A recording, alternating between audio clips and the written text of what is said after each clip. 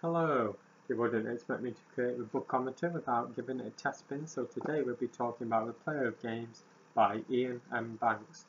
This was Ian's second science fiction novel, published in 1988, and it's the second book in the Culture series. Now you don't have to have read the first book to get to grips with this book, and this is generally seen as a good introduction to the culture, and it's a completely separate story, separate characters, separate setting from Consider Phlebas, which was the first book. So, you can dive straight in and get to grips with it. And what this is it's a blend of space opera, mystery, and sort of a battle of wits and culture and philosophy. So if that interests you, well, you'll probably find this interesting. If it bores you, you'll probably find it boring. But if you are sort of interested in it, do keep a lookout for it, because it is a highly rated book and one definitely worth reading. So what's the plot about? Well, we follow Journo Marat Gerger, bit of a tongue twister really, but we follow Gerger, the player of games, who's sort of just getting bored of chilling in the culture. And the culture is this anarchistic, hedonistic utopia where the whims and wishes of its citizens are met. As I said, Gerger's finding life a bit monotonous. He ends up getting roped into the Empire of Azad, which is a stark contrast to the culture society. And he's entered into the game of Azad, which is this complex game that determines one's societal standing, one's status, and it sort of forms the foundation of the Azadian Empire. So what's done well in this book? Well, it's a good introduction to the culture series, as I say. Sort of linear in fashion, there's no complex plot structures. But there is a lot to glean from beneath the main plot. Underneath it all there is some intrigue, there's mystery, and you can sort of see the subversive nature of things underneath the main plot thread. So it's got depth to it, which is always good. There's ambiguity, but for the most part the main plot is straightforward. Got a likeable main protagonist, in contrast to say Horza from Consider Phlebas. Gerger is a culture resident, so you can sort of see the benefits and shortcomings of the culture lifestyle through his eyes. Whereas with Horza, he was outside of the culture, and some people found him unlikable or unrelatable. So that's done well. The game of Azad is written really well. As I say, it's a battle of wits and strategy and tactics that you might expect from a normal game. It's also a battle of philosophies, politics and culture. So the culture society, there's no war, there's no death, there's no discrimination. If you want technology, you can have it. It's well set up, and it's basically a society formed on happiness. Whereas Azad, the empire, is sort of a cynical look at our own society. So there's war, there's corruption, collusion. Whilst it is possible to manoeuvre up the social strata, it's difficult. So the social hierarchies, the status quo of that hierarchy is sort of maintained.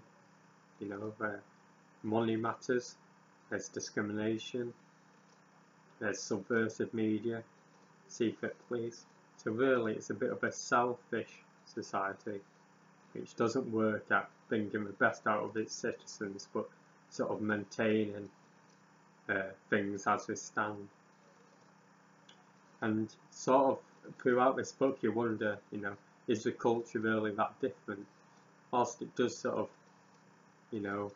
whilst it's sort of gotten rid of aging and health issues and discrimination, is it really this hedonistic, dignity-based society, or does it work at manipulating and subverting outside cultures to impose its own will?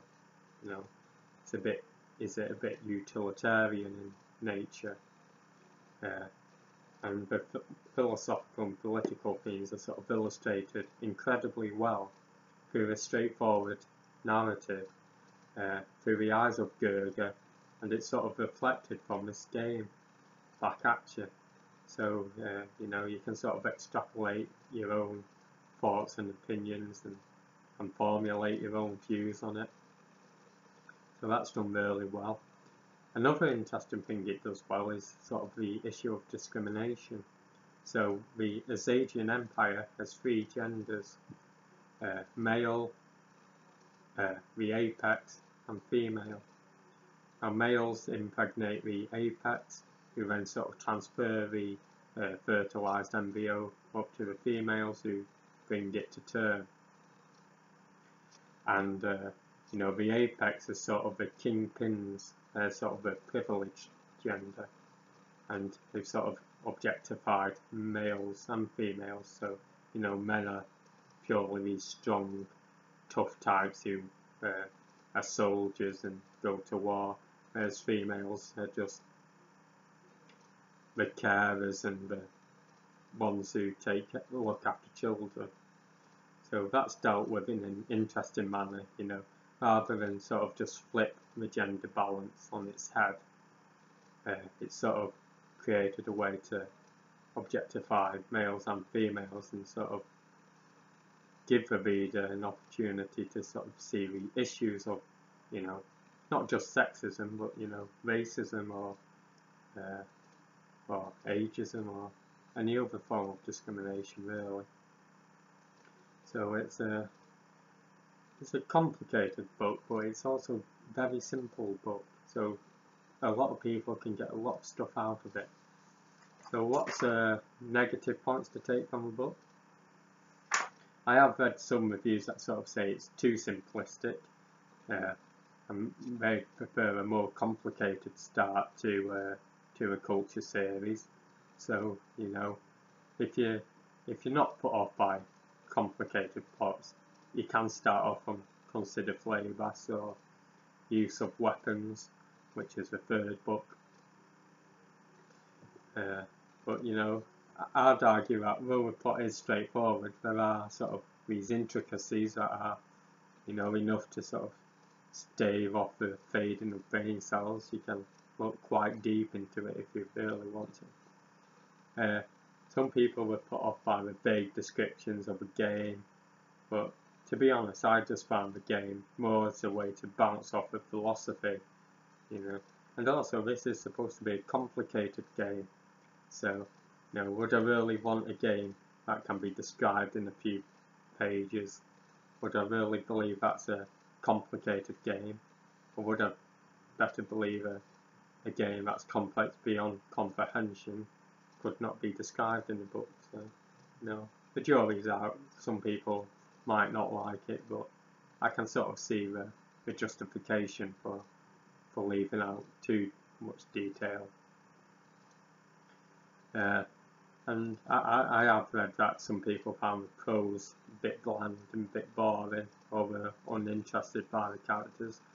I didn't find that, but I guess that's subjective. So I'd definitely give this a try if you haven't read Iain M. Banks. This is a good place to start reading his works, and you can sort of get to grips with his writing style and see whether you like it or whether you dislike it.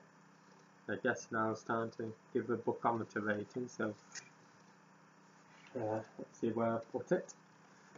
Well, as I say, it's a rating of 1 to 5, and I think this one sort of deserves a 4.5, so dump it in the Read with Infinite Zest, but we point it upwards. So it's a good book, a great book really, do give it a read if you haven't read it before. As I say, whoops, not pointing it downward. Definitely a 9 out of 10 book, and one to get into. So thank you for watching. Have a good night, or good day, or good whatever. See you later.